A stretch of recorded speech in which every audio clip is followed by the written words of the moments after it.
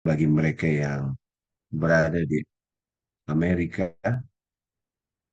Kita bersyukur pada Tuhan pagi ini kita bertemu, dan saya percaya ini karena kasih dan sayang Tuhan. Sebelum kita mendengarkan firman Tuhan, mari kita sama-sama tunduk kepala dan berdoa. Ya Tuhan, kami datang dengan segala kerendahan hati, dan kami meminta urapan-Mu, urapan Roh Kudus, menjadi bahagian kami. Menuntun kami untuk mengerti firman Tuhan, sehingga setiap firman yang ditabur boleh tertanam di hati kami, bertumbuh dan berbuah, untuk menjadi anak-anak Tuhan yang berani melakukan apa yang Tuhan katakan, dan sanggup untuk mengalahkan setiap penghalang yang datang untuk melemahkan iman kami. Tuhan, berkati semua teknologi yang kami gunakan, dan berikan kepada kami konsentrasi yang penuh, sehingga benih yang ditabur tidak ada satupun yang terlewatkan. Semua tertanam, dan kami boleh menuai hasil yang penuh sukacita dalam pelayanan kami ini, untuk membawa banyak orang kepada Tuhan. Berdirilah Tuhan di depan, dan sembunyikan hamba di belakang, agar apapun yang keluar dari mulut hamba tidak datang dari diri hamba, tetapi datang hanya daripada-Mu. Di dalam nama Yesus kami berdoa, amin. Baik, izinkan saya berbagi slide dengan saudara-saudara sekalian.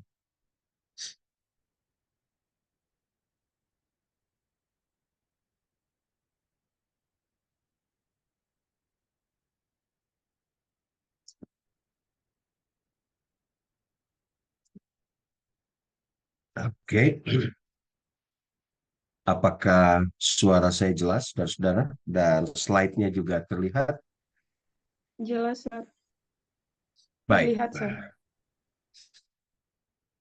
Judul firman Tuhan pada hari ini adalah janganlah takut, hadapilah raksasa kehidupan yang menghalangi.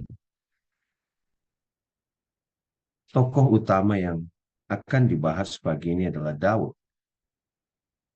Daud terkenal sebagai seorang gembala di awal pelayanannya. Dan dalam penggembalaan itu dia menulis banyak lagu, dan itu ditulis ditempatkan di dalam buku-buku Alkitab sebagai Mazmur. Dan kebetulan satu triwulan ini kita bahas kitab Mazmur. Tapi dalam perjalanan hidupnya dari gembala, Tuhan memilih dia menjadi seorang raja. Dan ada sesuatu hal yang luar biasa dari Daud adalah dia, melalui keturunan dia, Yesus dilahirkan. Dia adalah seorang raja, dia seorang gembala, namun di sisi yang lain dia adalah seorang nabi. Kenapa dia adalah seorang nabi? Karena menurut pelajaran sekolah sahabat, dia menulis nubuatan-nubuatan yang berhubungan dengan Yesus Kristus. Jauh ke depan, beberapa ratus tahun kemudian, sebelum Yesus itu sendiri lahir. Tapi di sisi yang lain, Daud punya sisi negatif. Dia pernah berkhianat kepada bangsa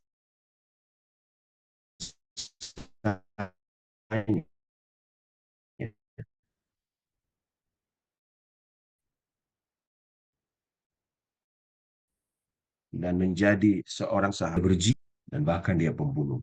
Dia bunuh suami dari istri yang dia jinahi. Namun yang sangat luar biasa, ayat inti kita pagi ini katakan, ini yang tulis adalah Lukas. Tentang Daud, Allah telah menyatakan, aku telah mendapat Daud bin Isai, seorang yang berkenan di hatiku dan yang melakukan segala kehendak. Dalam segala perbuatan negatif yang terjadi pada dirinya, Dan dia bertobat.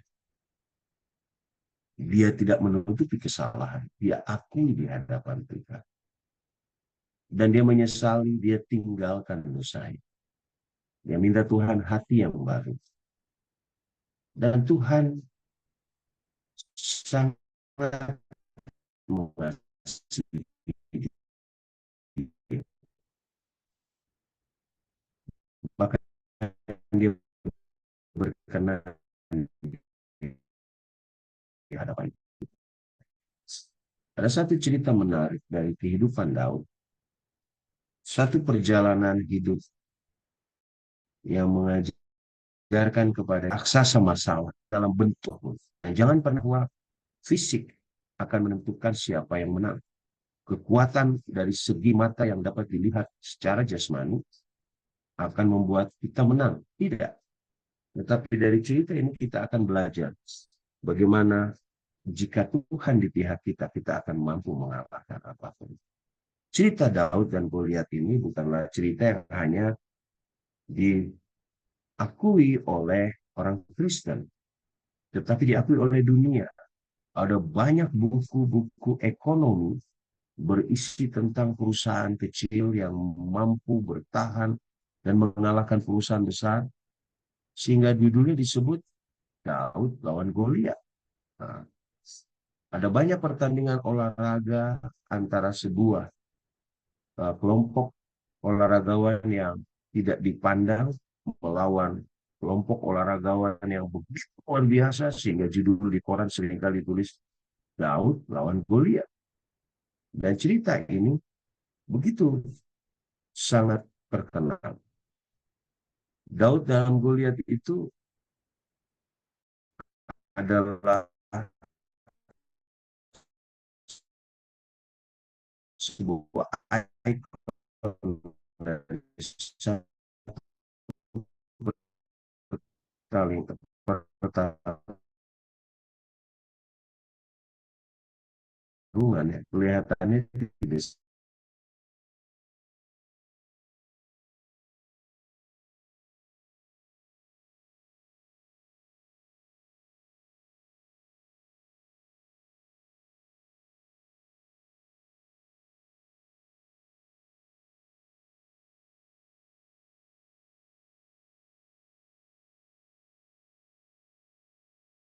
menganggap remeh orang-orang kecil dengan kekuatannya. Cerita Daud lawan Goliat dapat kita lihat di buku 1 Samuel 17 ayat 1 sampai 3. Orang Filistin mengumpulkan tentaranya untuk berperang. Mereka di satu tempat, di tempat yang lain, di bukit yang lain, Saul dengan orang Israel berkumpul. Jadi bukit satu, dan di tengah-tengahnya ada lembah. Inilah dia gambarnya, saudara. Kalau Saul berada di bukit sebelah kanan di depan itu, maka ada lembah yang penuh dengan pohon-pohon yang sudah ditanami dengan pohon anggur ya saat ini. Maka Goliat ada di sisi yang lain. Inilah gambarnya, gambar dari lokasi pertama. Ada raksasa-raksasa yang pernah hidup di dunia ini yang tingginya luar biasa. John Rogan, 8,9 inch atau 2,67 meter. Ada Johan Eson, 2,70 meter. Ada Robert Wadlow, 2,72 meter. Tetapi Goliat tingginya 6 hasta, kata Alkitab. 3,2 meter. Sangat luar biasa tinggi. Saya pikir kita tidak temui lagi orang seperti ini sekarang. 3,2 meter. Ring basket itu di bawah dari kepalanya. Ya. Begitu tinggi. Dan menurut Alkitab, dia bukan hanya tinggi 3,2 meter, tetapi dia memakai perlengkapan perang yang luar biasa. Dia punya penutup kepala, penutup kaki, yang tidak akan mungkin panah, tombak, pedang dapat menyentuh kulitnya. Semuanya tertutup dari atas sampai bawah. Dia punya baju zirah beratnya 57 kilogram. Bayangkan, seberat Daud, berat dari baju zirahnya. Dia punya mata tombak 7 kilogram hanya ke mata tombaknya saja. Mohon maaf. Dan dia tidak berperang sendirian. Ada orang yang pegangnya, yang di depan dia hanya pegang khusus perisai. Jadi dia kalau bertarung selalu ada orang yang pegang perisainya. Jadi kalau ada panah dari manapun, orang ini akan membantu untuk menyingkirkannya. Dan dia disebut dengan seorang invisible, seorang yang tak terkalahkan. Tidak akan mungkin orang yang normal menang melawan kekuatan hidupnya. Anda lihat, beginilah model baju perang dari Goliat. Ada 4 bagian khotbah yang kita bahas secara cepat. Yang pertama, takut akan Tuhan adalah langkah awal mengalahkan raksasa masalah.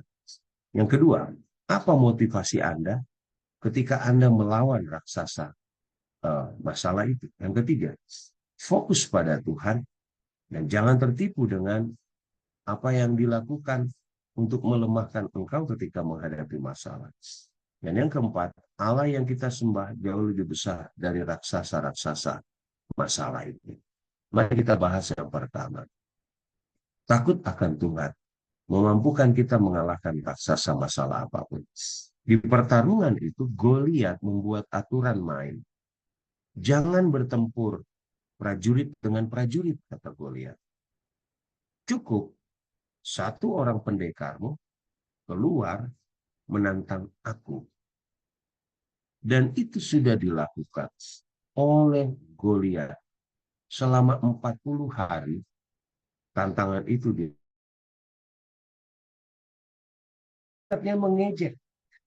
mengejek umat Tuhan. Karena dia katakan, dia tahu Israel itu adalah umat pilihan Tuhan. Dan dia hina. Mana jagoanmu? Ya, keluarkan saja, lawan satu dengan aku. Dan jangan lupa, itu sudah hari ke-40. Pagi dan petang, jadi 80 kali dia menghina orang Israel dan Tuhan dari orang Israel. Dan hari itu adalah hari ke-41. Kalau ditantang seorang pendekar dari Israel yang kuat, yang besar, yang memiliki tubuh yang sama dengan Goliat, maka harusnya lawan Goliat adalah Saul. Kenapa? Karena Saul adalah raja yang dipilih paling besar dari semua orang laki-laki yang hidup di Israel pada waktu itu. Dia raja pilihan dari umat Tuhan. Dia punya tinggi dari bahu ke atas lebih tinggi dari setiap orang. Dialah yang harusnya pantas lawan Goliat. Tetapi apa yang terjadi dengan Saul? Alkitab bilang Saul itu terkejut dan sangat ketakutan. Harusnya dia lawannya, walaupun tingginya tidak sepantas. Tetapi secara fisik Saul yang harus jadi lawannya. Tapi Saul ketakutan. Anda bayangkan apa yang terjadi kalau seorang pemimpin ketakutan. Anak buahnya pasti lebih ketakutan. Dan itulah kondisi yang terjadi saat itu dalam peperangan. Seorang pendeta, penulis buku terkenal dalam spesialis khotbah, dia bilang begini, dalam situasi atau masalah apapun, siapa diri Anda menentukan apa yang Anda lihat. Dan apa yang Anda lihat menentukan apa yang Anda lakukan. Ketika Anda melihat satu masalah, lalu Anda berpikir itu tidak mungkin, maka itu pasti tidak mungkin. Tapi ketika Anda melihat satu masalah dan Anda lihat ini sebuah kesempatan untuk menjadi lebih baik dalam pelayanan, maka itu masalah itu akan mampu dikalahkan. Kenapa Saul takut? Pertanyaannya. Bukankah sebelumnya dia perang dan menang? Ternyata Satu pasal sebelumnya diceritakan bahwa Saul telah ditinggalkan oleh Roh Tuhan. Kenapa dia ditinggalkan, pendeta? Karena dia melakukan hal-hal yang tidak sesuai dengan kehendak Tuhan. Lihat saudaraku, ketika Anda hidup jauh dari Tuhan, maka Anda akan hidup takut menghadapi masalah-masalah yang akan muncul dalam hidup Anda. Itulah sebabnya Saul ketakutan. Roma 8 ayat 31 berkata sebaliknya. Sebab itu, apakah yang akan kita katakan? Minta maaf. Tentang semuanya itu. Jika Allah di pihak kita, siapa yang akan melawan kita? Lihat. Ketika Allah di pihak kita, kita tidak akan takut hadapi apapun. Saya ingin ingatkan ini kepada semua yang hadir. Anda tidak perlu takut apapun. Kalau Anda benar, kalau Anda punya hubungan baik dengan Tuhan, dalam pekerjaan, dalam rumah tangga, dalam pendidikan, dalam pelayanan, kalau itu benar, jalanlah terus bersama Tuhan. Karena semua penghalang akan Tuhan bantu menghadapi. Tapi kalau Anda berada di sisi yang tidak takut akan Tuhan, tidak punya hubungan baik dengan Tuhan, tidak suka berdoa, mengandalkan kekuatan sendiri, masalah kecil yang datang, Anda akan ketakutan. Saudara, Oswald Campbell, seorang teolog, seorang pendeta mengatakan begini, hal yang menarik tentang takut akan Tuhan adalah ketika Anda hidup dalam takut akan Tuhan, Anda tidak akan takut kepada apapun di atas dunia ini. Namun jika Anda hidup tidak takut akan Tuhan, Anda akan takut menghadapi perkara-perkara lainnya. Bahkan perkara kecil Anda ketakutan. Lihat perbedaannya. Jadi orang yang takut akan Tuhan, di dalam tuntunan kuasa Tuhan, dia tidak akan takut kepada apapun. Karena dia tahu Tuhan ada di pihak dia. Mari kita lihat, Daud itu datang dari orang yang tidak masuk hitungan. Dia hanya seorang anak kecil, mukanya kemerahan, dan dia menggembalakan domba. Dia tidak punya 8 bersaudara, dia anak paling bungsu. 3 dari 7 saudaranya itu adalah pasukan khusus Saul. Mereka adalah tentara yang fisiknya besar-besar. Sedangkan Daud fisiknya kecil. Dan jangan lupa dia hanya bertugas menjaga gembala. Yang jumlahnya menurut abangnya, kata Alkitab. Ayat 15 kalau Anda baca. Jumlahnya itu hanya 2-3 ekor. 2-3 ekor. Tapi Daud itu seorang gembala yang bertanggung jawab. Meskipun 2-3 ekor, dia tidak pernah membiarkan atau melalaikan tanggung jawabnya untuk merawat, memberi makan, dan mengurus mereka. Dan Tuhan lihat kehidupan Daud walaupun tidak dilihat oleh orang banyak. Jadi saudara-saudara, Anda tidak perlu takut untuk tetap memiliki integritas walaupun Anda bekerja di sebuah tempat yang tidak dilihat oleh mata orang.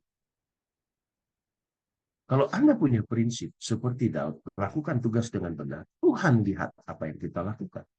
Pena inspirasi katakan, di dalam penjagaannya terhadap kawanan dombanya di padang, Daud itu sedang belajar hidup bergantung kepada penjagaan dari gembala yang agung, yaitu Tuhan. Dan di dalam keberanian dan kesetiaan dalam tugas yang sederhana, lihat, hanya sebagai seorang gembala, Tuhan telah memilih dia untuk menjadi pemimpin umat. Jadi ketika dipilih dari 8 anak Isai, siapa yang akan jadi raja menggantikan Saul? Bukan 3 abangnya yang adalah pasukan khusus dari Saul, tidak. Tetapi dipilih Daud. Kenapa? Karena Daud dalam hidupnya, dia selalu melakukan apa yang Tuhan katakan. Dengan integritas, dengan tanggung jawab yang penuh. Dan mulai hari itu, Roh Tuhan menyertainya. Anda lihat di sini. Kalau Saul, roh Tuhan meninggalkannya.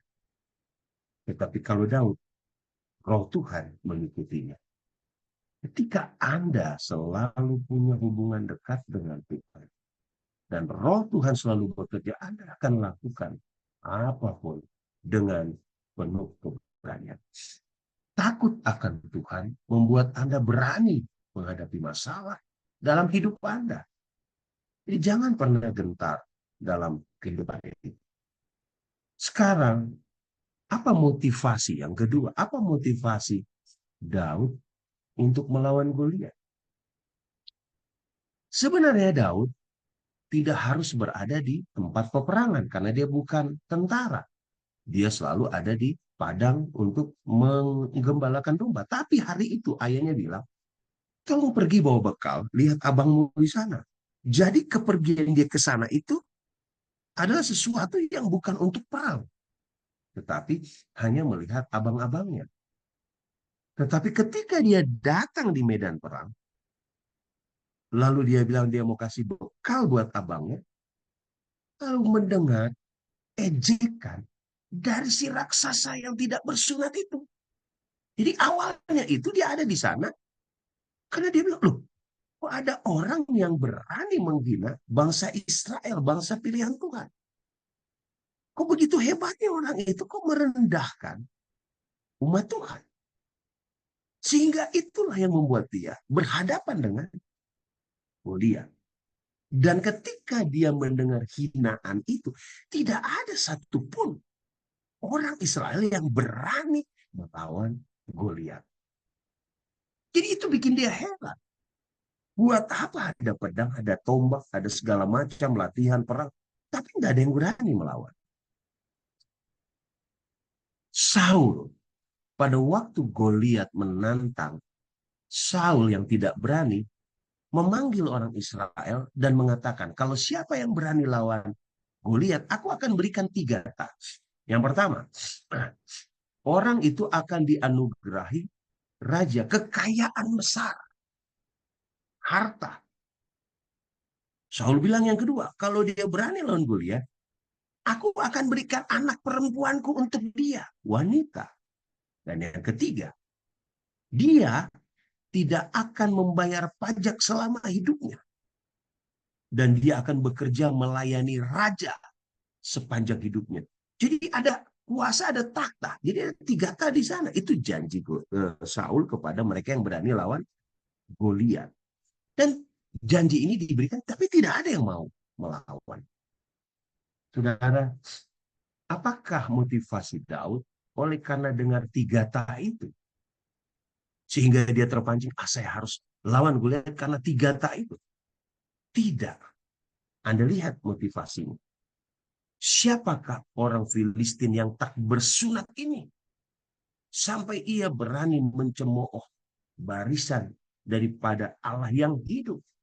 Motivasi Daud untuk melawan Goliat bukan karena harta, bukan karena anak dari Saul, dan bukan karena dia dapat posisi pekerjaan. Tidak. Motivasinya adalah, saya tidak mau Tuhan saya direndahkan oleh orang itu. Saudara, ada banyak orang suka marah, tetapi Alkitab tegur. Tetapi kemarahan ketika ada orang merendahkan Tuhan, itu tidak dipersalahkan. Contohnya, Yesus marah ketika rumah Allah direndahkan. Itu tidak ada masalah. Tapi kalau Anda marah untuk sesuatu yang tidak perlu, itu dilarang oleh Alkitab, oleh Tuhan. Nah, kemarahan dan motivasi Daud adalah bukan untuk dapat 3 tahta, tetapi untuk kemuliaan nama Tuhan. Buku para nabi dan bapa berkata begini, pada waktu Daud melihat bahwa segenap Israel dipenuhi kegentaran dan mengetahui bahwa ejekan orang Filistin itu dilemparkan kepada mereka dari hari ke hari, tanpa ada seorang pun pahlawan yang bangkit untuk membungkam mulut orang yang sombong itu, jiwanya bergumul. Lihat saudara, motivasinya jelas. Jadi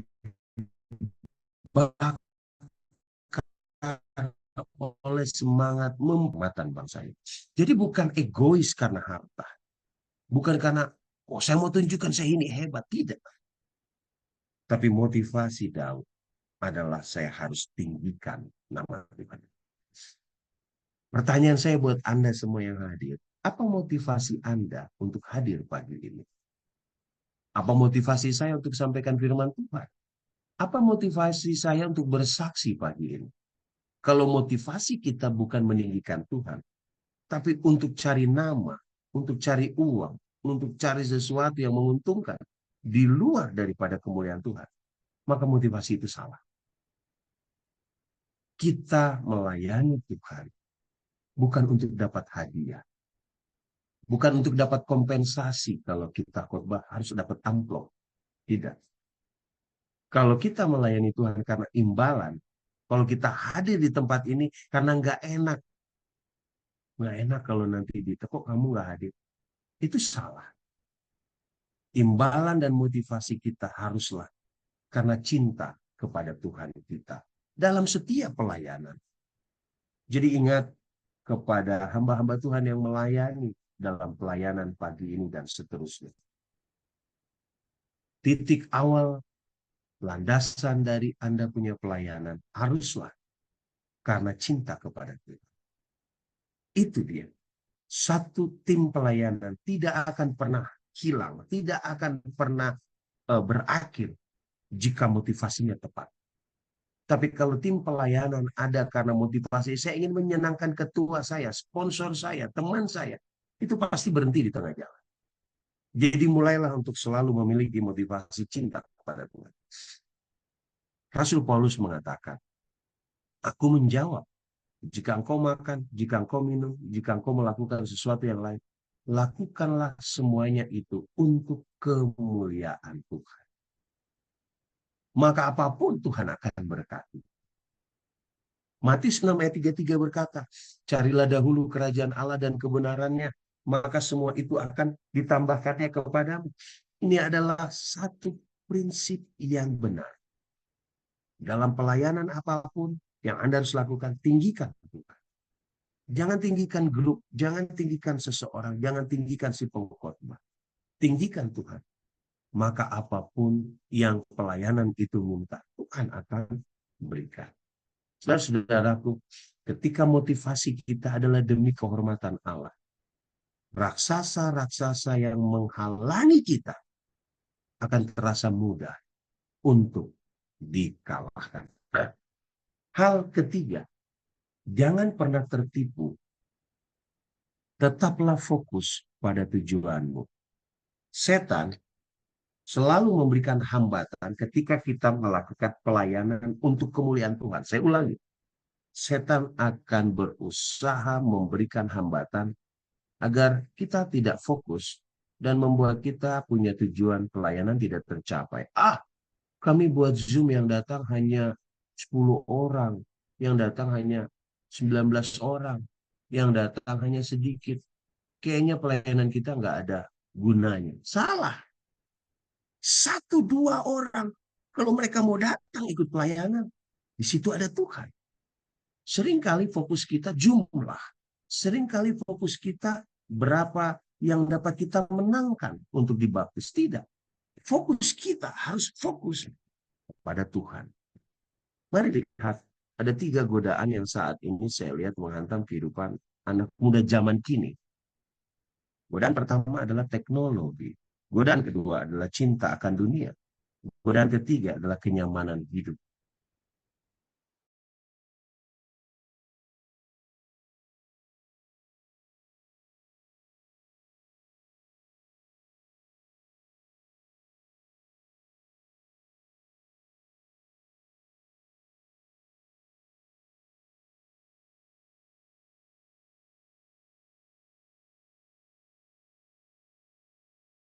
Kenyamanan hidup seringkali membuat kita malas untuk bangun pagi. Jam 3 pagi di Indonesia Barat. Saya kebetulan lagi ada di Jawa melihat orang tua yang sakit. Dan saat ini ada di Garut saya.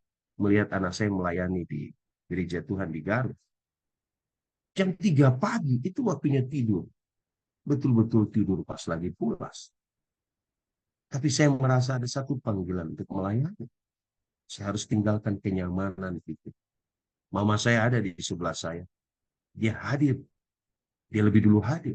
Dan dia mendengarkan saya bicara. Kenapa? Firman Tuhan jauh lebih penting. Kita tinggalkan kenyamanan kita untuk melayani Tuhan. Dan Tuhan lihat apa yang kita lakukan pagi ini meskipun kita tidak banyak.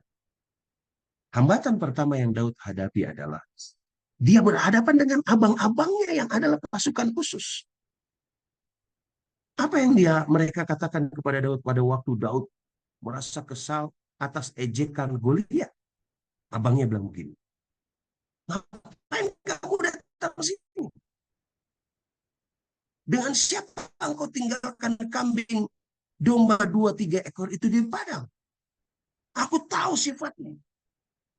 Kamu bahasa zaman sekarang, ngapain lu datang sini? Jangan macem-macem lu ya. Buat apa lu? Mau cari-cari jago. Tapi jawaban Daud lihat, tanya saja. Jadi Daud itu bertanya, kok nggak ada orang yang maju? Siapa orang yang ngomong kurang ajar ini? Tiba-tiba abangnya melemahkan. Saudara, saya mau katakan kepada Anda, seringkali saat kita melayani Tuhan, hambatan itu bukan datang dari lawan kita, tetapi hambatan itu seringkali datang dari keluarga kita. Anda ingat itu baik-baik. Orang terdekat kita yang seringkali setan pakai untuk melemahkan iman kita. Seringkali suami kita, seringkali istri kita, seringkali anak-anak kita, bahkan mungkin orang tua kita. Ngapain kamu? Apa untungnya kamu bangun pagi-pagi? Hati-hati. Hal kedua, siapa yang dihadapi oleh Daud saat dia ingin maju menghadapi raksasa itu? Raja Saul sendiri. Padahal dia umumkan, ayo siapa yang mau lawan Goliat, udah kasih hadiah. Tapi apa yang dilakukan Saul? Justru dia meremehkan. Dia bilang begini kepada Daud, bagaimana mungkin engkau bertanding dengan dia?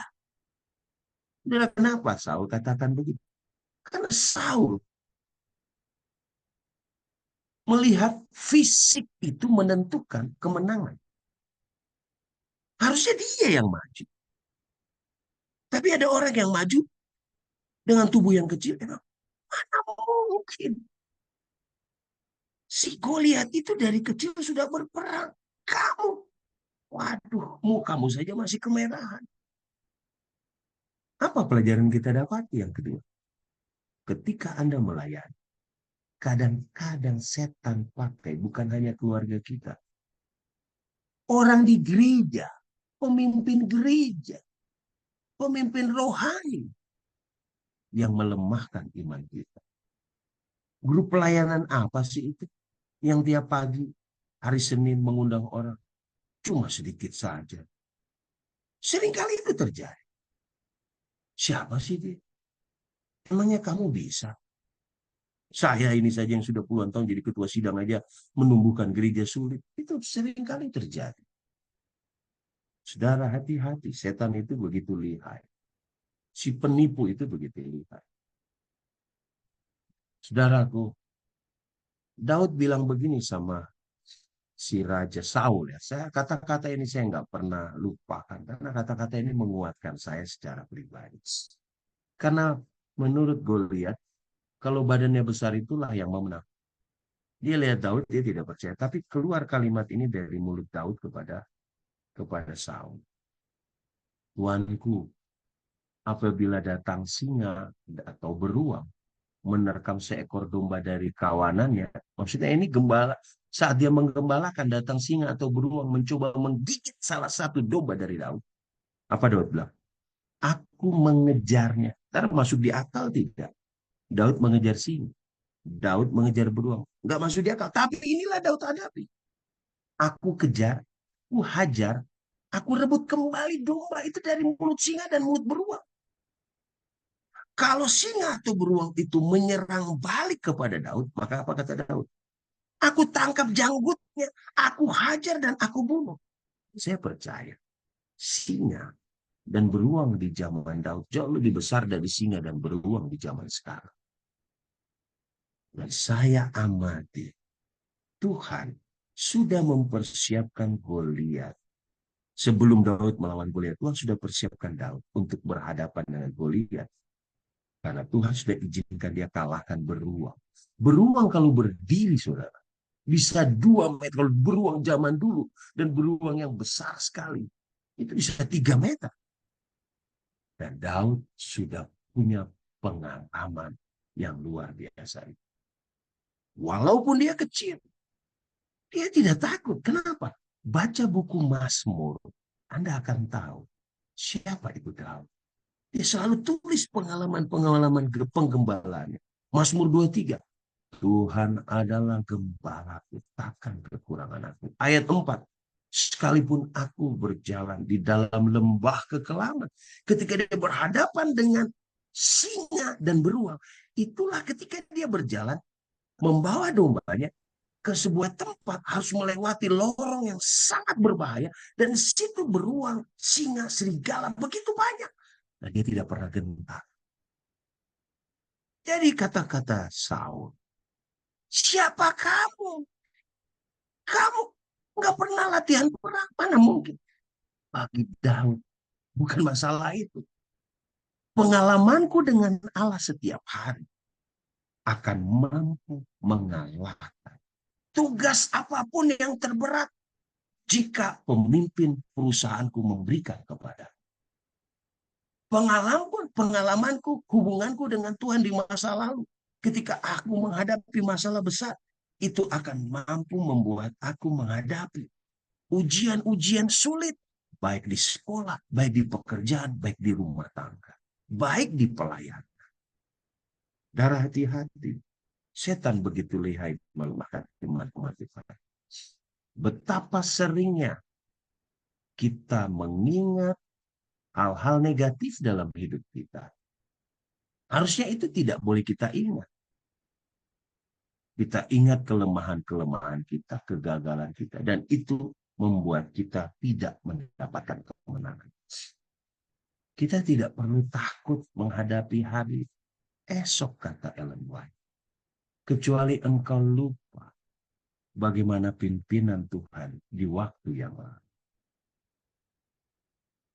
Saya menghadapi situasi berat ketika saya ada di kampus Ayas sampai saat ini. Saya masih di Ayas, ini saya pulang sebentar hanya lihat orang tua. Sekarang saya proses penulisan. 7 kali judul saya ditolak. Saya begitu besar menghadapi masalah di Ayas. Bukan hanya secara finansial, karena saya sekarang self-supporting. Tetapi, kalau saya melihat perlindungan Tuhan di masa lalu, saya tidak pernah takut menghadapi apapun. Kenapa? Bukan karena saya hebat. Kenapa saya mesti takut? Kalau saya punya Tuhan yang hebat. Itu yang harus kita ingat baik-baik. Anda tidak perlu takut hadapi apapun yang besar yang menakutkan di hari esok. Karena yang berjalan dengan Anda, yang memegang tangan Anda, adalah Tuhan yang tidak pernah meninggalkan Anda. Forget the day's troubles. Lupakan hal-hal masalah yang selalu datang. Tetapi ingatlah berkat yang Tuhan sudah berikan selama ini. Dalam hidup ini, kalau Anda ingat itu, Anda tidak akan gentar. Saya tidak pernah takut dengan keuangan. Meskipun kami harus kerja keras. Kenapa? Tuhan itu kaya. Dia punya segalanya. Tadi ada kesaksian Ibu Catherine. Kalau kita cari Tuhan dengan sungguh-sungguh, Tuhan kasih. Dan itu benar adanya. Jadi selalu ingat kehidupan kita di masa lalu yang Tuhan telah tolong. Itu tidak akan pernah takut ada apa-apa. Hambatan ketiga. Si Saul saking ketakutannya. Dia suruh tentaranya pakaikan baju jirahnya kepada Daud. Nah, Saul itu ukuran triple L. Sedangkan Daud itu ukuran M mungkin.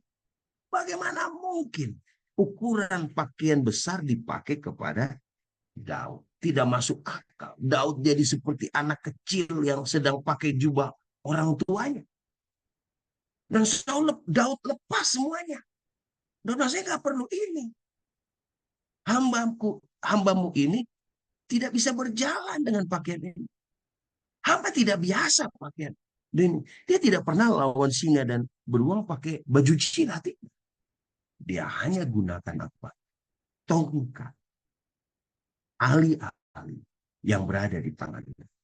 Saudara, dia ambil tongkatnya. Dia jalan. Dia pilih 5 batu. Sambil berjalan. Dan saya bisa bayangkan sambil dia berjalan menuju Goliat. Di dalam pikirannya dia berdoa. Bahkan mungkin di dalam pikirannya dia sedang menyebutkan Mazmur 23. Di setiap langkahnya dia kata, Tuhan adalah gembala. Kekurangan yang maju sampai di bagian paling depan. Hal yang Anda harus ingat di bagian ketiga adalah saat Anda melayani Allah dengan tulus, setan akan selalu berusaha mengalihkan pikiran kita.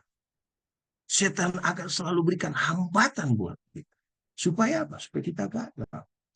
Supaya kita tidak melayani Tuhan. Yang Anda harus ingat adalah tetap fokus kepada tujuan peperangan yang sesungguhnya. Setan akan katakan, ministrimu tidak akan jalan, cuma sedikit yang hadir. Anda harus ingat, tujuan Anda membuat ministri adalah untuk kemuliaan Tuhan. Anda tidak perlu pikirkan omongan orang tentang.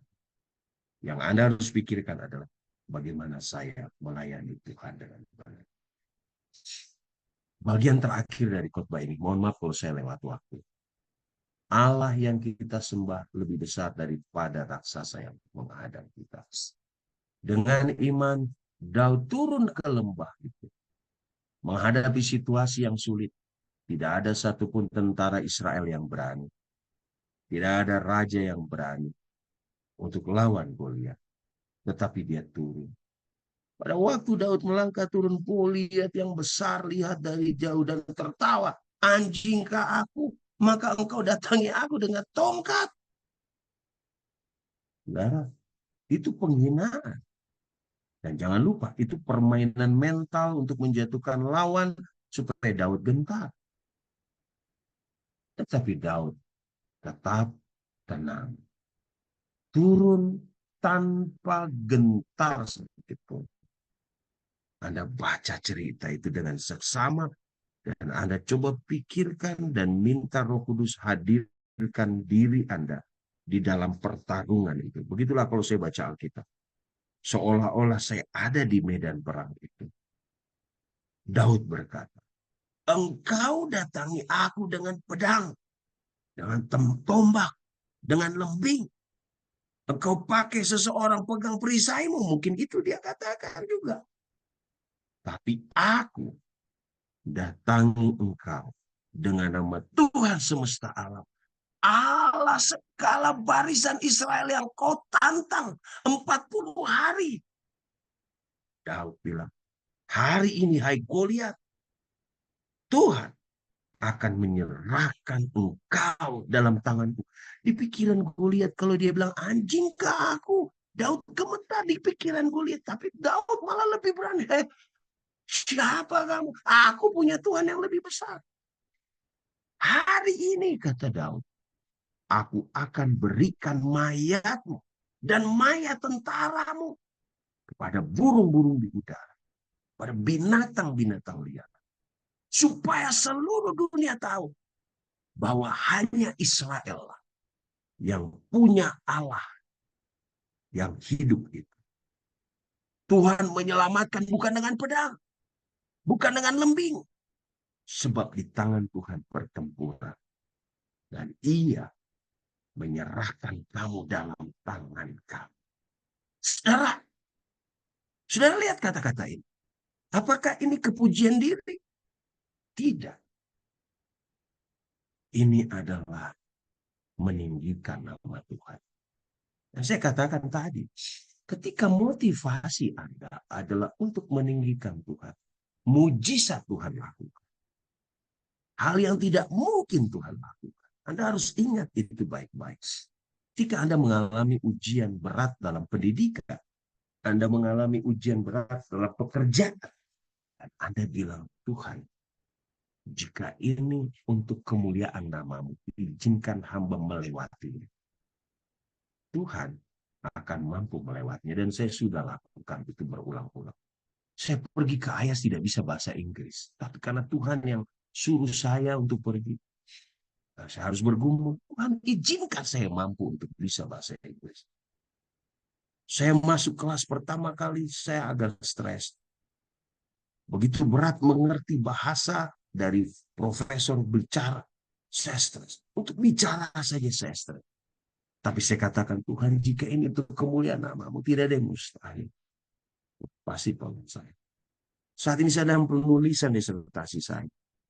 Berulang-ulang saya punya judul ditolak. Saya katakan, jika ini untuk kemuliaan nama-Mu, Tuhan, tidak ada yang mustahil. Saudara, kalau itu untuk kemuliaan Tuhan, Tuhan akan kasih buat kita. Kita tidak perlu gentar. Ketika Anda melawan raksasa masalah dalam hidup Anda, dan berpikir bahwa raksasa itu lebih hebat daripada Allah yang kita sembah, Anda pasti kalah. Tuhan berkata, ingat anakku, pertempuran ini milikku. Aku yang bertarung, dan kamu hanya diam saja. Berulang kali kalimat ini Allah katakan kepada bangsa Israel ketika mereka keluar dari Mesir, mau masuk tanah Kanaan. Berulang kali. Kenapa? Karena Allah tahu Israel keluar dari Mesir di Mesir itu tidak pernah latihan perang. Mereka hanya jadi budak pembuat batako. Mana mungkin kalau lawan bangsa yang besar yang sudah punya pengalaman perang, mereka menang. Gak masuk di akal. Mereka cuma pegang kayu. Mereka cuma pegang mungkin pacu untuk gali tanah buat bikin bata. Tidak akan menang. Tetapi Tuhan bilang, Musa, aku yang berperang.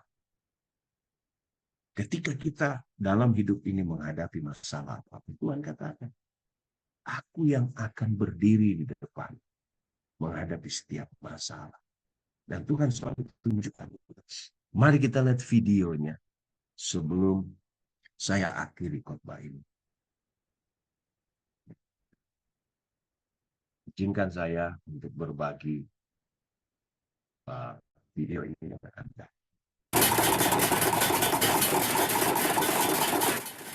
To secure the promised land, the Israelites must defeat the Philistines. But King Saul has lost God's blessing. And now he faces the Philistines' greatest champion, Goliath.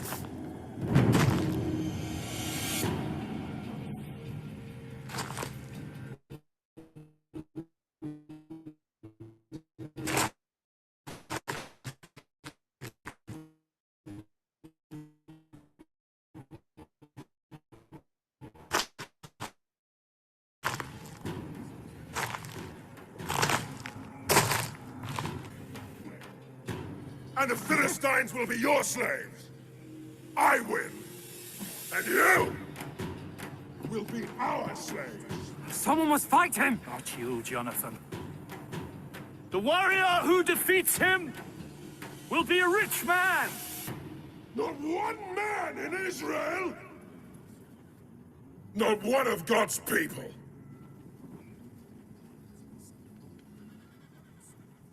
I'll do it. David, you're no soldier, you're a shepherd. Yes, a shepherd. As I protect my sheep, God will protect me. Where is your faith? Where is your God? I will kill him. You'll need this.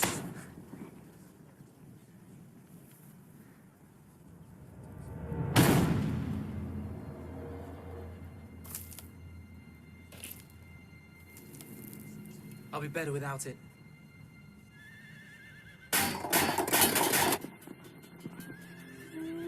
Yea, though I walk in the valley of the shadow of death, I fear no evil.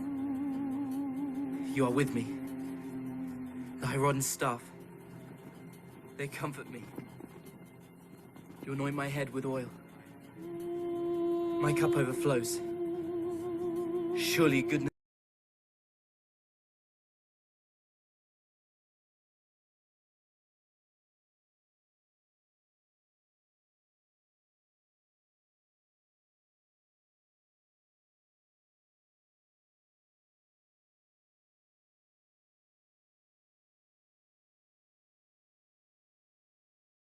The champion!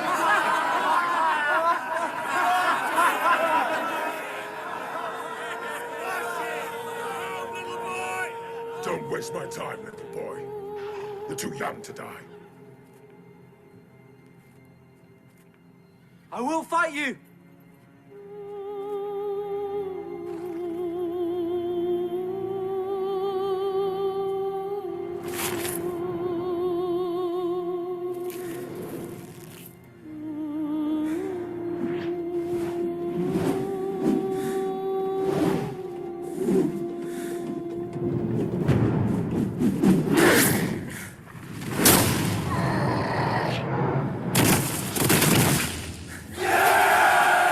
Father, he did it. David did it.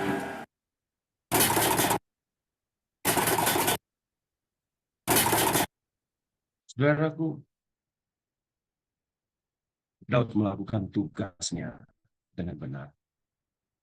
Ketika diumbannya, maka kenalah dahi orang Filistin itu, sehingga batu itu terbenam ke dalam dahinya. Nyonya White dan beberapa teolog katakan, Tuhan membuat batu itu menjurus tepat di dahinya. Dahi adalah tempat pertimbangan. Dahi dari orang Filistin yang penuh nada kesombongan itu. Tepat kena batu itu. Dan dia jatuh. Terjerumuslah ia dengan mukanya ke tanah. Dan apa yang Daud buat? Daud pergi ke depan dan memenggal kepala orang Filistin yang menghina Allahnya. Saudara, hadapilah raksasa penghalang kehidupanmu dengan cara Allah dan bukan dengan cara manusia. Bukan dengan pedang, bukan dengan lembing. Sebab di tangan Tuhanlah pertempuran. Ada punya raksasa-raksasa masalah, raksasa kehidupan. Kita semua punya. Raksasa-raksasa itu bisa datang dalam bentuk kebiasaan buruk, kecanduan, dosa kesayangan, akar kepahitan, penyakit, mungkin masalah yang Anda hadapi. Tuhan bilang Anda bisa mengalahkannya. Mengalahkan itu dengan berjalan bersama Tuhan. Takut akan Tuhan akan membuat Anda tidak gentar menghadapi apapun. Lakukanlah pertarungan itu bersama Tuhan. Tidak ada orang yang akan mampu memenangkan pertarungan itu kalau dia tidak percaya kepada Tuhan. Percaya bahwa Tuhan kita jauh lebih hebat dari masalah apapun. Mereka yang takut dan hormat kepada Allah tidak akan pernah takut terhadap raksasa masalah. Ingat, motivasi kita melakukan apapun adalah untuk kemuliaan nama Tuhan. Jangan tertipu. Setan gunakan berbagai macam cara untuk melemahkan pelayanan kita. Fokus kita hanya kepada Tuhan saja. Dan Tuhan akan menolong kita menyelesaikan semua masalah kita. Tuhan memberkati kita semua. Amin. Amin. Terpujilah Tuhan. Terima kasih buat hamba Tuhan, Pak Pendeta yang sudah membawakan perenungan yang menguatkan kita bersama dalam menghadapi raksasa-raksasa kehidupan, karena Tuhan Yesus lebih besar dari segala sesuatu.